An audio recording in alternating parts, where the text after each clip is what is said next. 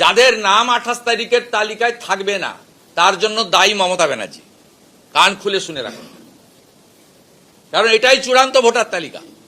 Supplementary তালিকা তখনই চূড়ান্ত হবে যখন আরপি অ্যাক্ট অনুযায়ী তথ্য কাগজপত্র বিতর্কিত বা সন্দেহজনক ভোটাররা স্যাটিসফাইড করতে পারবে।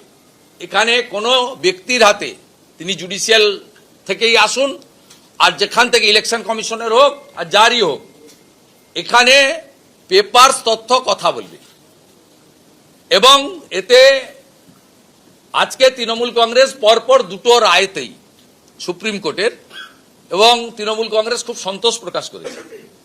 তাই তৃণমূল কংগ্রেস আশা করব 28 তারিখের পরে বা সাপ্লিমেন্ট তালিকা বেরোনোর পরে বা না বেরোনোর জন্য তখনও সন্তোষ প্রকাশ করে ভোটার তালিকাকে ওয়েলকাম করে ভোটে যাবেন আপনারা।